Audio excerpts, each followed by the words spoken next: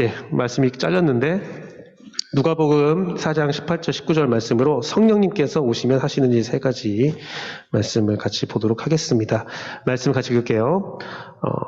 누가복음 4장 18절에서 19절 말씀 한 목소리로 읽겠습니다. 성경 찾아보시고요. 성경이 있으신 분들은 성경 펼쳐서 읽으십시오. 성경 펼쳐서 읽으신 게 더욱더 큰 은혜가 있을 걸로 믿습니다. 다 찾으시는 시간 제가 기다려드리고요. 누가복음 4장 18절에서 19절 말씀 한 목소리로 같이 읽겠습니다. 둘, 셋. 주의 성령이 내게 임하셨으니 이는 가난한 자에게 복음을 전하게 하시려고 내게 기름을 부으시고 나를 보내사 포로된 자에게 자유를, 눈먼 자에게 다시 보게 함을 전파하며 눌린 자를 자유롭게 하고 주의 은혜의 해를 전파하게 하려 하심이라 하였더라. 아멘. 오직 예수님, 예수 그리스도의 은혜와 평강이 있을지어다.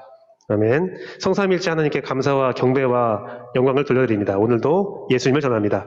오늘은 성령님이 임하신 목적입니다. 저번 주에 성령님에 대해서 우리가 같이 예배했고 배웠고, 여러분들 이제 너희 안에 성령님이 있느냐라고 물어봤을 때 여러분 어떻게 대답해야 되는지 알고 계시죠? 민재, 성령님 있어요? 아, 있어요. 이제 우리 청소년부는 다 성령님이 있습니다. 다 여러분 안에 성령님이 있었고, 저는 좀 깜짝 놀랐어요. 그러면 미션을 할 때 오늘 본문과 다음 주 본문이 다 나왔어요. 그래서 깜짝깜짝 놀랐었는데, 다음 주는 그 예배 형태를 갖고 있지만 특강 형태가 될 거예요. 설교는 특강으로 될 거예요. 성령님의 은사에 대해서 말씀을 드릴 건데, 은사의 하나하나 단어 하나하나마다 뜻과 의미가 무엇인지 우리가 좀 알아야 되거든요. 다음 주에 꼭 나오셔서 여러분들 성령님에 대해서 많이 오해하고 있는 분들이 있는데 그것들을 좀 명쾌하게 해결할 수 있는 시간 갖도록 하겠습니다. 그래서 우리가 3주 동안 성령님에 대해서 굉장히 집중적으로 말씀을 보고 있는데요. 오늘은 성령님의 임하신 목적입니다. 누가복음 4장 18절에서 19절 말씀입니다. 누가복음은 주 60년 이후에 의사이자 역사학자인, 이게 타이틀이 많죠? 의사자, 역사학자인 누가가 지은 책이에요. 누가는 예수님의 제자는 아니었어요. 바울과 함께 선교여행, 전도여행을 했던 사람이고, 여러분들 복음서가요, 예수님이 죽으신 이후에 60년, 50년 뒤에 지어졌거든요. 이상하잖아요. 예수님이 죽으시고 부활하시고 하늘로 올라가신 다음에 복음서를 바로 써야 되는 게 맞지 않나 생각할 수 있는데, 50년, 60년 지난 이후부터 복음서가 기록되기 시작됐는데 그 이유를 우리가 좀 알아야 돼요. 그 이유는 무엇이냐면 다들 예수님이 일찍 올 줄 알았거든요. 자기 생애에 예수님이 오실 줄 알았어. 고난과 가품이 있지만 주님이 곧 오실 거야. 곧 오신다고 하셨으니까. 요한계시록도 주님 곧 오시옵소서라고 기도하잖아요. 근데 문제는 예수님이 곧 오실 줄 알았는데 예수님이 안 오시는 거예요.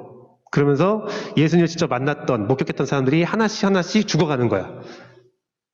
1차 목적자, 예수님을 처음 만난 사람, 아주 직접 대면한 사람, 그의 체온을 느끼고 그의 손을 만졌던 사람들이 하나씩 죽어가니까 위기감을 느낀 거예요. 이럴 수가. 이러다가는 예수님을 전하는 일이 명맥이 끊길 수가 있겠다. 증거가 필요 없었어요. 그 당시는. 내가 예수님 봤다니까? 그러면 증거지. 야, 예수님이 진짜야? 내가 만졌다니까? 내가 안진뱅이인데 일어났다니까? 내가 죽었는데 살아났다니까?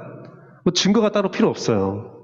그런데 시간이 지나면서 예수님에 대해서 아는 사람들, 1차 접촉자들이, 접촉자니까 코로나가 생각나는데, 접촉자들이 하나씩 사라지면서 복음서를 기록해야겠다. 그래서 약간 기록 연대가 뒤에 지어진 게, 뭐 어떤 사람들은 지었다, 허위로 만들었다, 소설이라 말하는 게 그런 의미가 아니라 그들은 정말로 예수님이 곧 오실 줄 알았거든. 쓸 필요가 없었거든요. 그런데 그 이후에 써야 될 이유를 느끼고 기술하게 그 기록을 하기 시작한 거죠. 특별히 누가는 그 기록을 하면서 그래서 대상자들이 있어요. 누구한테 써야겠다, 누구한테 써야겠다. 누가는 이방인에게 쓰면서 가장 과학적이고 사실적인 기록을 합니다. 예수님의 인성을 좀 강조하고요. 또한 복음서 중에서 성령에 대해서 굉장히 관심 많은 게 누가복음이에요. 왜 그러냐면 전도여행을 하고 선교사님들은 성령에 대한 체험을 많이 하시거든요. 바울과 함께 전도여행을 하면서 정말 기가 막힌 일들을 많이 본 거예요. 누가는. 이것이 다 성령님께서 행하시는 일이구나 이해하면서 예수님의 생애와 성령님의 역사를 좀 비교하거나 연구해서 쓴 것이 바로 누가복음이에요. 그래서 오늘은 이 누가복음 내용을 가지고 성령님이 임하신 목적이 무엇일까를 한번 살펴보도록 하겠습니다. 사실 오늘 본문은 이사야서 말씀이에요. 이사야서 말씀을 예수님께서 인용하시면서 주님의 성령이 임하시면 어떤 일이 일어나는가에 대해서 우리에게 말씀하신 내용입니다. 성령 충만한 삶의 모습, 그거죠. 성령님이 임하시면 이런 일이 일어나, 성령님이 역사하시면 이런 일이 일어나. 우리는 저번 주에 성령님은 무슨 일을 하실까를 봤다면, 만약에 성령님께서 우리에게 오셔서 그 복음을 믿게 한다면 그 믿게 하는 목적이 무엇일까? 여러분들은 이미 성령님이 우리 안에 있다, 내 안에 있다라고 믿고 고백할 수 있어요.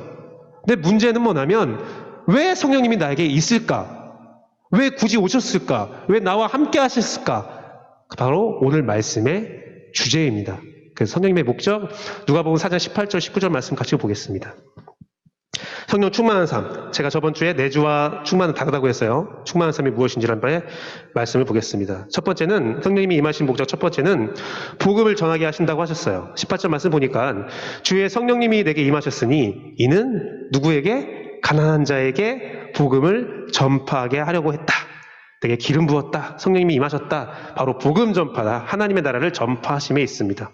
이 전파는 유앙겔리조라고 해서요. 좋은 소식을 전하다, 메신저로 말하다, 메신저로서 행동하다라는 뜻까지 있어요. 그러니까 예수님께서, 성령님께서 나에게 임하신 것은 이 복음을, 예수님의 말씀을, 좋은 소식을 전하고 그 복음대로 행동하게 하기 위함이다라는 거예요. 사랑하는 성도 여러분, 우리가 복음을 전하는 방법은 말로 하는 방법이 있어요. 예수님 믿어. 예수님 믿으라고.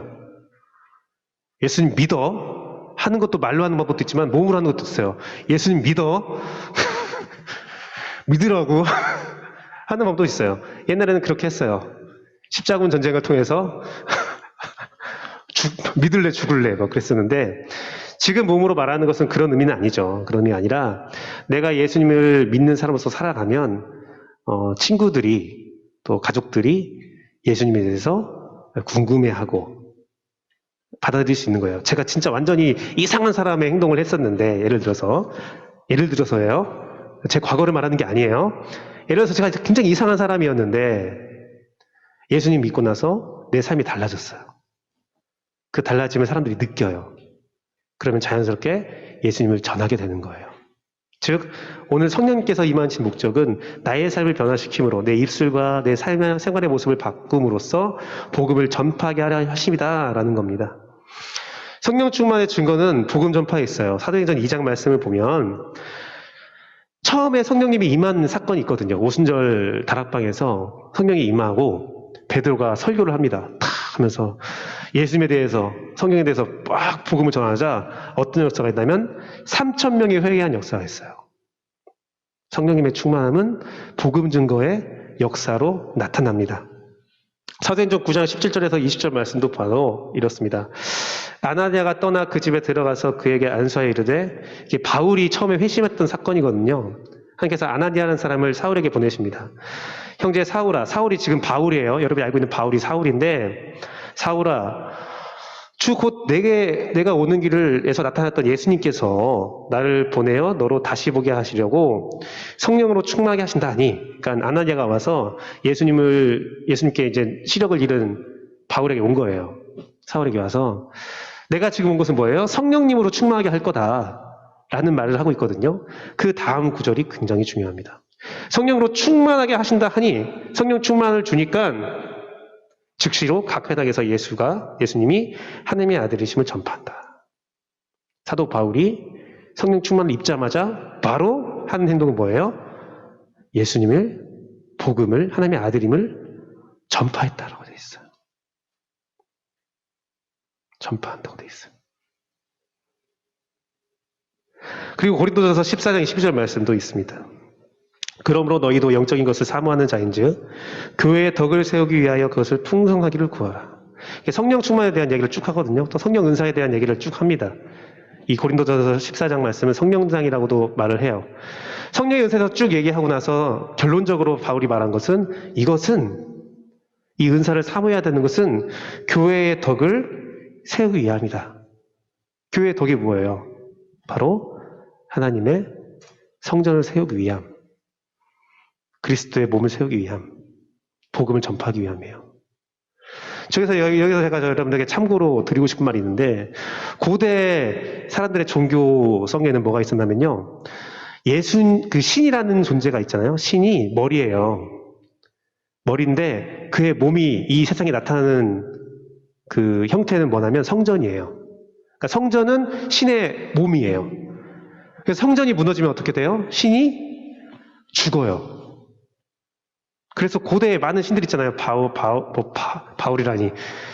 바할, 아세라, 제우스, 아테네, 여러 올림푸스 가디언 만화를 잘 봤겠지만, 거기 많은 신들이 나오잖아요. 그 신전들이 있었어요. 그 신전들이 뭐예요? 몸이에요, 몸.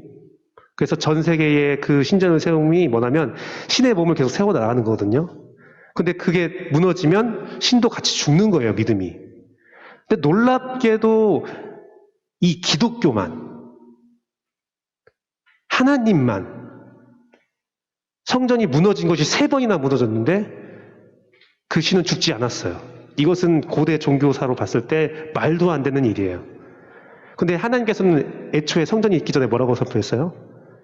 내 몸은 성전에 있지 아니하다. 내가 선 곳은 이 땅이고 내가 있는 곳은 온 세계다, 열방이다. 그러니까 이미 탈성전을 말씀하신 거예요. 나는 죽지 않는다. 난 유일한 참신이다라는 것을 선포하고 있는 거죠. 그런데 예수님께서 오셔서 말씀을 줬을 때 바울이 한 게 뭐예요? 우리가 성전이다. 예수님이 너의 믿음에서 너를 교회로 세우리라. 그건 무슨 말이에요? 그 종교성으로 봤을 때 나의 몸이 바로 너야. 그래서 사도 바울은 예수가 우리의 머리 되고 우리의 몸이 하나님의 성전 된다는 말이 그런 의미예요. 그러면 우리가 성령 충만하다면, 하나님의 신이 우리에게 있다면 우리의 몸은 뭐예요? 성전이에요. 근데 단순히 성전이라는 게 그냥 그런 뜻이 아니라 우리는 하나님의 몸이에요. 이 땅에 현존한 하나님의 형상이 바로 우리예요. 나예요. 성령 충만이라는 뜻은 바로 그거예요. 내가 성전이라는 뜻은 바로 그거예요. 그냥 내가 예배할 수 있어가 그런 수준이 아니라 하나님이 머리가 되어서 이 땅에 현존한 하나님의 형상 그 자체, 하나님의 몸 그 자체, 그게 바로 나다라는 거예요. 그러니 성령 충만하면 우리는 복음을 전파할 수밖에 없는 거예요. 우리 행동 하나하나가 하나님의 행동이거든. 그게 신약시대 사람들의 신앙이었습니다. 우리가 그걸로 말씀을 이해해야 돼요. 그러면 오늘 말씀이 비로소 여러분에게 다가오는 거예요. 아, 내가 하나님의 몸이라는 것이 무엇인가? 사랑하는 성도 여러분, 제가 이것을 어떻게 설명할까 계속 어떤 비유로 말씀드릴까 고민하다가 재밌는 데이터를 하나 찾았습니다. 연애하면 티가 난대요. 저는 잘 몰라요. 티를 잘 못 찾는데 다른 사람들은 연애하면 티를 잘 찾더라고요. 야, 둘이 사귄다. 둘이 뭔가 썸을 탄다. 꽁냥꽁냥하다. 라고 하는데 그 말을 전 세계에 공통어였나 봐요. 연애하면 티가 난다. 야, 사랑하는 사람은 티가 나. 눈빛이 달라져, 몸이 달라져 막 하는데 그것을 아주 과학자가 분석을 했습니다. 볼티미어 대학의 팔리 교수라는 사람이 정말 연애를 하면 사람이 달라지는가, 티가 나는가를 연구했더니 목소리가 달라진대요. 그러니까 전화를 하는데 일반 사람과 전화했을 때 막 엄마랑 전화했을 때 엄마 왜? 한번 같이 알았어.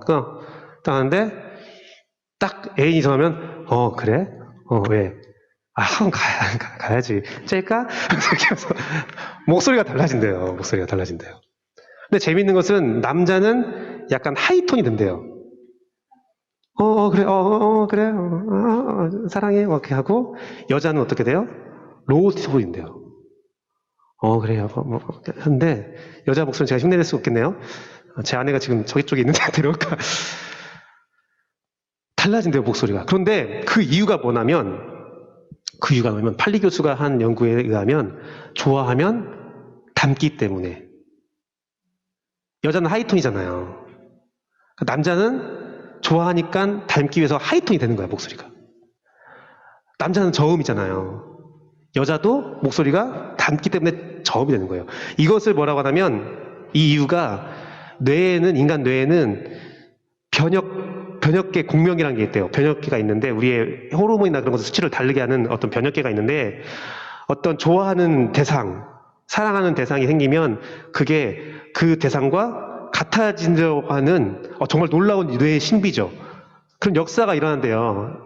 그런 과학적인 일이 벌어진대요. 그러면서 호르몬 수치를 변화시키면서 그 공명, 캐로로 공명처럼 게로 하는 것처럼 이게 막 공명이 일어나는 거예요. 그래서 비슷해지는 현상이 벌어지는 겁니다. 면역계가 같아지면서 면역 같은 것도 같이 비슷해지고 그런 호르몬의 수치들이 좀 비슷해지는 현상이 일어난대요. 호르몬 수치가 자체가 바뀐 거예요. 사람의 형태가 바뀐 게 아니라 그 안에 있는 뇌와 몸과 모든 것들이 바뀌어 나가는 거예요. 비슷한 신체 변화를 경험하고 사랑하면 닮아진다고 하잖아요. 어떤 경우에는 너무 사랑한 사람은 부인이 임신했을 때 그 임신 산고까지 같이 경험한다고 하잖아요. 저는 그러지 못했습니다. 그래서 그랬습니다 하면 또 은혜를 얻겠지. 거짓말을 못하니까 그런 변혁계 공명이 일어난다는 거예요. 그러면 사랑하는 성도 여러분, 우리가 예수님을 첫사랑이라고 하고 사랑이라고 표현하는데 예수님을 사랑한다면 바뀔 수밖에 없는 거예요, 사실은. 하나님의 창조 원리에 의해서 그냥 단순히 우리 신적으로 예수님이 사랑하니까 예수님 닮아가야지 그 정도 수준이 아니라 하나님이 인간을 창조하셨을 때 여러분 한 사람 한 사람을 창조했을 때 하나님은 아예 우리가 창조 섭리 안에서 예수님 사랑하면 변혁계의 공명을 통해서 예수님을 닮아갈 수밖에 없는 거예요. 성령님이 임하시면 여러분의 호르몬과 모든 수치들이 변해서 미워하는 마음이 사라지고 사랑하는 마음이 생기고 예수님과 같은 마음과 몸과 행동이 일어날 수밖에 없는 것이 나의 창조의 원리라는 겁니다. 내 관심사가 달라지고 지금은 이해할 수 없는 것들이 이해가 되고 경험되어지지 않은 것들이 경험되어지는 겁니다. 저는 이 재원교회 청소년부를 봤을 때에 대부분이 모태신앙이라는 말을 들었어요. 저도 모태신앙이거든요. 근데 제 주변에 저희 교회에는 제가 교회를 다닐 때는 모태신앙보다 나중에 예수님 믿은 사람들이 있었거든요. 전 그들을 볼 때 참 신기했어요. 그래 삶이 변하는 모습이 참 신기했어요. 저는 익숙했거든요. 그냥 이렇게 사는 게 익숙했어요. 원래부터 이렇게 사는 건 줄 알았어요. 그런데 그렇지 않은 애들이 변화되는 모습을 보면서 신기해했는데 제가 대학교 때 신앙을 조금 잃어버리고 또 군대에 가서 신앙을 잃어버린 이후에 완전히 세상으로 돌아선 나의 모습을 발견하고 그 뒤에 다시 예수님을 찾았을 때 내 변화되는 모습들이 제가 그때 경험했을 때 이런 거구나라는 것을 이해했는데 머리로서 이래야 되니까 하는 거야가 아니에요. 진짜. 머리로서 이래야 되니까 저래야 되니까 그게 아니라 말로 설명할 수 없는 신비한 일이 벌어져요. 연애하면 티가 나는 것처럼 연애하면 내가 머리로서 이렇게 목소리를 하이톤을 해야지, 내가 얘 닮아가야지, 내가 얘 좋아하는 것 같이 좋아해줘야지. 그게 아니잖아요. 그냥 그게 되잖아요. 성령의 역사가 그렇다는 겁니다. 그래서 경험해 보세요. 여러분 한번 생각해 보세요. 여러분 산도 그런 부분이 있은 분이 분명히 있었을 거예요. 당연했던 것들이 당연하지 않고 머리로서 생각하는 것이 아니라 내 몸이 저절로 가는, 반응하는 그런 역사가 분명히 있었습니다. 그게 바로 성령 충만의 역사라는 겁니다. 성령님이 일어나신 목적, 그 첫 번째는 복음을 전파하게 하신다. 하나님 나라를 전하게 하신다. 이것은 단순히 머리로 하는 게 아니라 정말 하나님께서 이루시는 놀라운 역사다라는 사실을 꼭 기억하십시오. 기억하세요. 그 경험하기를 바랍니다. 찾아보세요. 이미 경험했어요, 다들. 진짜로. 강요해서 내가 여러분들 어떻게 진리를 뽑아내는 게 아니라 진짜 경험했다니까. 두 번째, 성령님이 임하신 목적. 첫 번째는 가난한 자에게 복음을 전한다. 하나님 나라를 전파한다. 두 번째는 은혜의 해를 전파하게 하신다. 은혜의 해를 전파하게 하신다. 19절 말씀 보니까 주의 은혜를 전파하게 하십니다. 주의 은혜를 전파하게 하십니다. 라고 기록되어 있는데 우리는 그 은혜가 무엇인지를 생각해 봐야 됩니다. 그런데 이미 답이 나와 있죠? 마지막 재림을 공지하셨다라고 하는데 가장 은혜가 언제인지 생각해 보세요. 하나님의 은혜가 가장 충만할 때 언제 것 같아요? 우리 천국 갈 때예요. 내가 생각하는 모든 소망이 다 사라지고 다 그것들이 이루어져도 우리 천국 갈 때와의 즐거움과 기쁨을 비교할 수가 없어요. 저는요, 말씀 중에서 많은 말씀을 좋아하지만 믿음, 소망, 사랑, 그것은 항상 있을지언데 뭐라고 했어요? 그 중에 제일은 사랑이라는 말씀을 저 되게 재밌게 봐요. 근데 많은 사람들은 야, 믿음과 소망보다 사랑이 더 최고기 때문에 그래 라고 이렇게 말을 하는데 전 다르게 해석합니다. 뭐냐면 믿음, 소망, 사랑은 예수님 오실 때까지 있어야 돼요. 그쵸? 그런데 이게 가리니까 좀 앞으로 나가볼게요.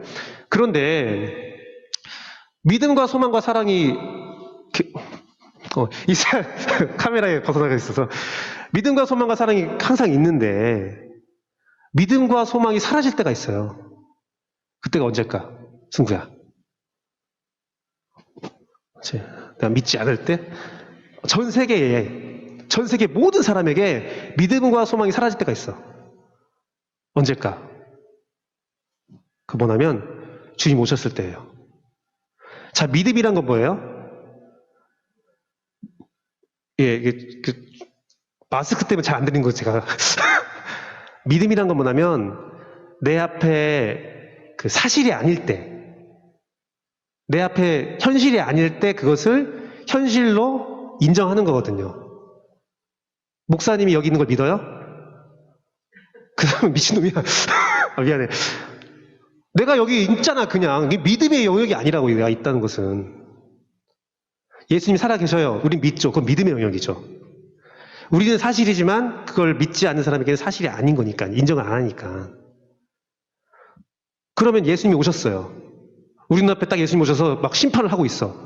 그럼 거기서 예수님, 저는 예수님이 오실 거 믿고 있습니다. 아니야, 그건 사실인데 어떻게 더 이상 믿을 수가 없는 거야. 예수님께서 딱 눈앞에 있으면, 재림의 날이 되면. 믿음은 의미가 없다니까요. 그래서 예수님께서 내가 그날에 믿음을 보겠느냐 했어요. 이미 늦은 거야. 그때는 믿을 수가 없어. 현실인데 어떻게 믿어? 현실인데. 난 승구가 여기 있는 걸 믿어요. 내가 이상한 사람이지. 그럼 소망은 내가 뭔가 간절히 바라는 거예요. 근데 주님 오셨어. 주님 오셨는데 주님한테 주님, 제가 서울대학교를 꼭 가고 싶은데 그 소망이 있는데 주님 오시면 어떡해요? 할 수 있어요? 못한다고. 주님, 저는 대통령이 되고 싶은 간절한 소망이 있습니다. 주님 오셨네요. 아, 어떡하지? 정신 나간 사람이지. 주님 오셔서 천국 가고 있는데 대통령 돼야 되는데 말이 안 되는 이야기예요. 그러니까 주님이 오시는 그날에 모든 믿음과 모든 소망은 사라질 수밖에 없어. 있으면 이상한 거야. 그런데 뭐야? 사랑은 남아있어. 사랑이 충만해지죠. 사랑이 완성되죠. 그래서 오늘날 우리가 살아가면서 사랑이 충만하다, 사랑이 최고다, 그런 뜻이 아니라 주님 오시기 전에는 믿음과 소망과 사랑은 동급이에요. 뭐가 더 위에 있다. 야, 믿음보다 사랑이 우선이야. 그런 이야기가 아니라니까요. 동급인데 문제는 주님이 오셨을 때는 믿음과 소망이 그냥 진짜 없어지는 거예요. 그것이 내 현실이 된 거니까. 내가 갖고 있으니까. 믿음이나 소망 자체가, 그 개념 자체가 없어지고 사랑으로 다 뒤덮이는 거죠. 예수님과 사랑으로 뒤덮이는 거예요. 그게 믿음, 소망, 사랑은 세상 끝날까지, 그래서 끝날까지라고 한 거예요. 세상 끝날까지 항상 있을 건데 그중 제일은 사랑이라, 세상 끝나도 사랑은 계속 있으니까. 그런 개념이거든요. 제가 이 말을 하는 이유는 무엇이에요? 은혜의 해, 모든 것이 다 이루어졌을 때가 은혜잖아요. 더 이상 믿음도 소망도 필요 없을 때가 은혜잖아요. 그 은혜의 해는 주님 오셨을 때라니까. 그들의 사상에. 그래서 은혜의 해를 전파하게 하십니다. 그것은 단순히 내가 잘 됐어, 단순히 내가 하나님께서 날 지켜줬어, 그런 이야기가 아니라 은혜의 해라고 부를 수 있는 것은 나팔절, 주님의 승리의 날, 바로 재림 그날이라는 거예요. 그래서 사도 바울이 오늘 말하는 은혜의 해를 전파하게 합니다. 성령님이 은혜의 해를 전파한다. 그것은 주님의 재림이 있다는 것을 확실하게 세상에 전파하고 있다, 선포하고 있다라고 해요. 전파라는 것은 게피소라는 헬라어로 고지하다, 은혜를 고지하다, 알리다, 은혜를 알리다, 은혜를 선포하다, 주의 재림을 고지하고 재림을 알리고 재림을 선포하는 겁니다. 이 세상에 재림이 있다. 분명 주님 오신다라는 말씀을 그날이 되면 악인들은 심판받고 서인들은 의인들은 구원받을 거야라는 말을 명백하게 공지하고 있다라는 겁니다. 복음 전파에 꼭 들어가야 되는 것들. 우리는 복음 전파를 보면서 예수님의 생애를 많이 묵상하거든요. 그런데 재림도 반드시 이야기해야 돼요. 마태복음 14장 말씀 보면 주님이 오실 때까지 우리가 어떻게 해야 되느냐를 말하고 있는데 같이 읽어볼게요. 둘, 셋. 이 천국 복음이 모든 민족에게 증언되기 위하여 온 세상에 전파되리니 그제야 끝이 오리라.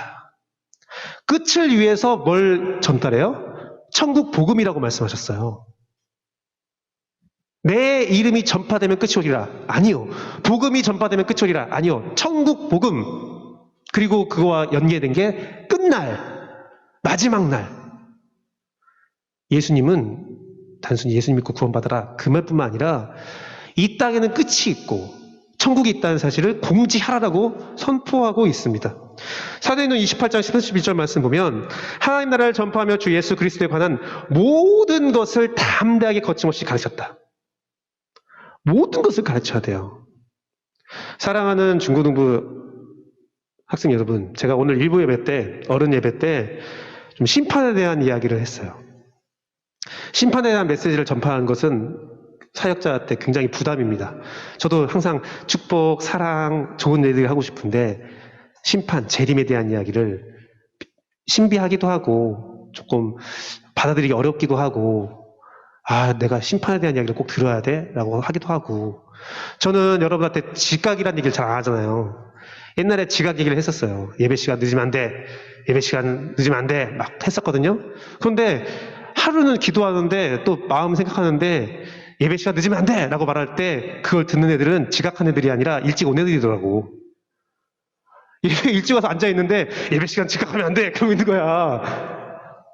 정작 들어야 할 사람들은 안 듣고 일찍 온 애들이 혼나고 있더라고. 그래서 그때부터는 지각 얘기 안 해야지라고 생각하고 있는데 쓴소리 하는 거 어렵죠. 친구들에게 가서 야, 예수님 믿지 않는 사람들 다 심판받는데 그 얘기하면 사람들이 사이비 아니야? 쟤 이상한 종교하는 거 아니야? 생각할 수 있죠. 그런데 어떻게 해야 돼요? 담대하게, 거침없이. 왜? 주님이 오신 초림도 사건이지만, 사실이지만 주님 다시 오실 재림도 분명한 일어날 사실이거든.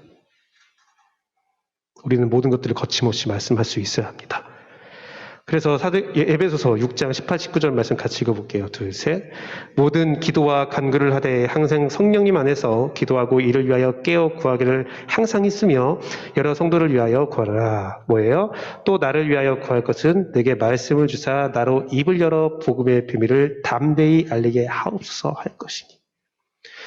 모든 성도를 위해서 기도하는데 나를 위해서, 바울을 위해서 특별히 기도할 것은 내가 좀 담대하게 하나님의 모든 것들을, 복음의 비밀을 다 말하고 싶다라는 겁니다. 알아요. 여러분들 그거 힘든 거 알아요.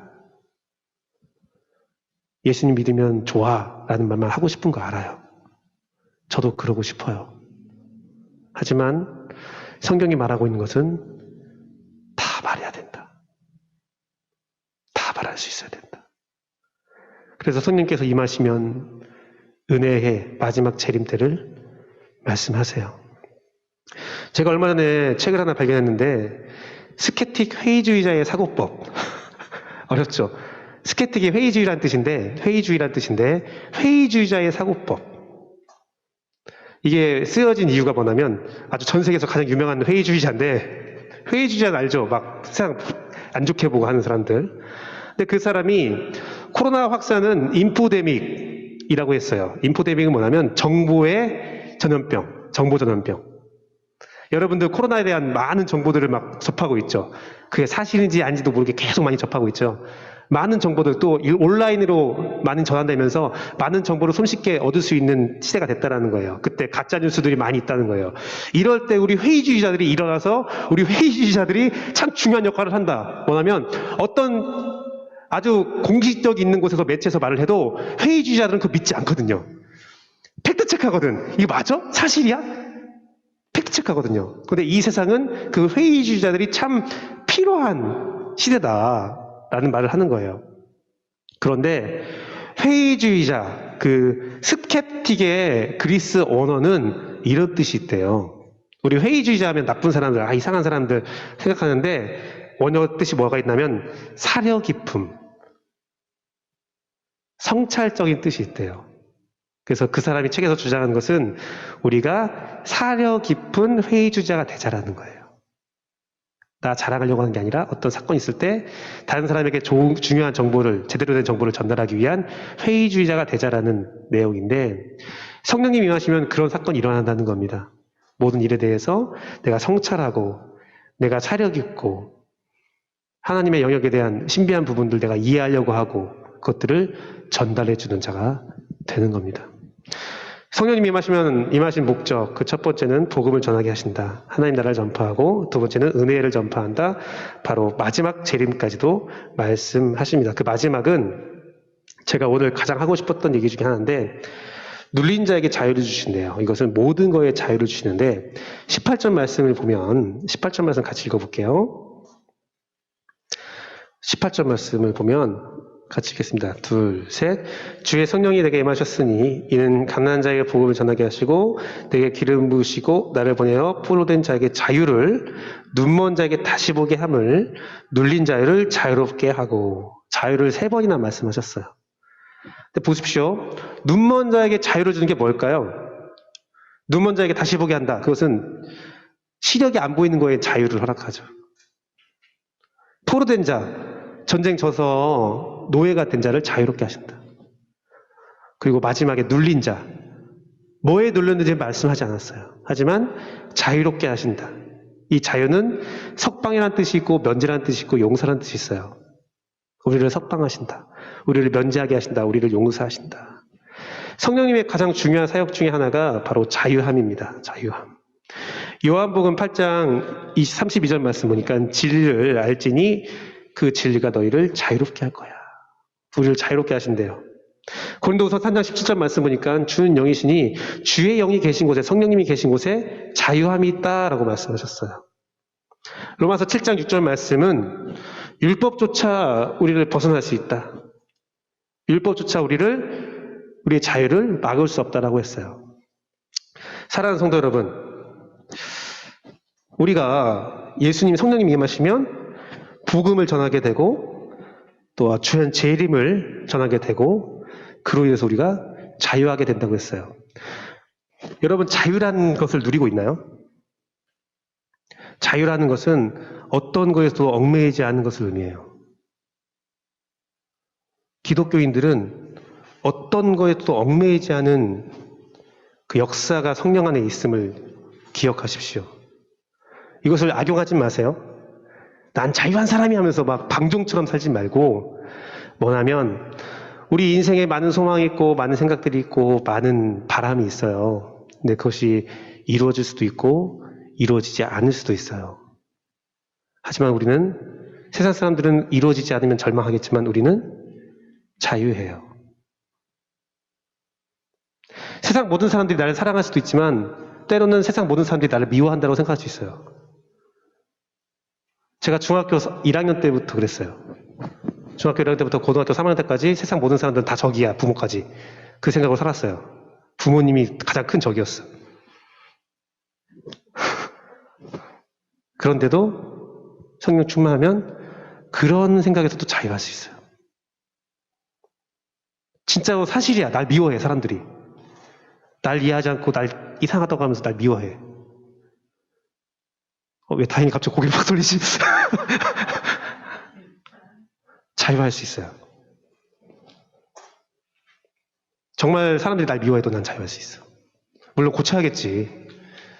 좋은 사람이 돼야겠지만, 아까 연애하면 바뀌는 것처럼 바뀌겠지만 우선 바뀌기 전에는 자유할 수 있어요. 나에게 안 좋은 일이 있고 고통이 있고 슬픔이 있을 때 자유할 수 있어요. 성령 충만의 삶은 자유한 삶입니다. 전 여러분이 방종이라는 말은 아니고 자유하길 원해요. 억울할 수 있어요. 분명 억울한 일이 많이 있습니다. 하지만 자유하세요. 학업이 힘들 수도 있어요. 학업이 뜻대로 잘 안 될 때도 있어요. 제가 웹툰을 좋아하거든요. 만화를 잘 좋아하거든요. 근데 스터디 그룹이라는 웹툰이 있더라고요. 네이버에. 거기 주인공은 알고 있구나. 눈빛만 보면 알 수 있어. 웹툰의 우리 형제들은 피로 혈맹이기 때문에 다 알 수 있어. 그 친구는 공부를 정말 열심히 합니다. 하지만 성적이 그렇죠. 알고 있거든 우리는. 성적이 안 좋아. 자유할 수 있어요. 자유할 수 있어요. 사랑하는 성도 여러분, 자유하십시오. 여러분이 복음을 전하게 하고 또 마지막 재림의 때를 전파해야 되는 것이 맞지만 아직 그러지 못할 수 있잖아요. 그럼 난 성령 충만 아닌가? 그것도 자유하세요. 주님의 때가 되면 반드시 이루어질 일입니다. 다만 중요한 것은 내가 그것을 믿고 있어야 되는 거죠. 자유하세요. 우리는 아직 청소년 때예요. 여러분은 다 컸다고 생각할 수 있겠지만 어려요. 제가 가장 그 사역을 하면서 재밌는 게 초등학교 6학년 애들 만났을 때예요. 초등학교 6학년 되면 세상 어른이야. 완전 어른이야, 애들은. 재밌는 것은 그 초등학교 6학년 애가 우리 중학교에 올라왔을 때 느끼는 3살의 좌절감. 내가 최고 애기였어. 내 밑에 진짜 5학년인데 내가 좀 왕이었는데 여기 오니까 내가 까마득한 6년을 더 지내야 돼. 여러분 젊어요. 여러분은 무궁한 가능성이 있고 아직 마침표는 찍혀지지 않았어요. 그건 선생님들도 마찬가지입니다. 아직 젊어요. 그러니까 자유하세요. 괜찮아요. 충분히 잘하고 있고 충분히 가능성이 있어요. 그 모든 것들이 내 인생 끝날까지 이루어지지 않을 수도 있어요. 하지만 자유하세요. 왜? 우리에게는 믿음이 있고 소망이 있고 오늘 말씀 들었던 것처럼 믿음과 소망이 이루어지는 그날에 사랑의 충만함이 있기 때문에 그래요. 그래서 성령 충만한 사람은 다른 거 필요 없어요. 제가 다음 주에 방언이 뭐니 예언이 뭐니 은사에 대해서 말씀드리겠지만 그런 은사 있으면 좋죠. 다 없어도 자유하세요. 성령 충만의 역사는 예수님께서 말씀하셨을 때 능력이 있다고 말씀하지 않았어요. 하나님 나라를 전파하고 주의 마지막 때를 전파하고 그리고 네가 자유할 때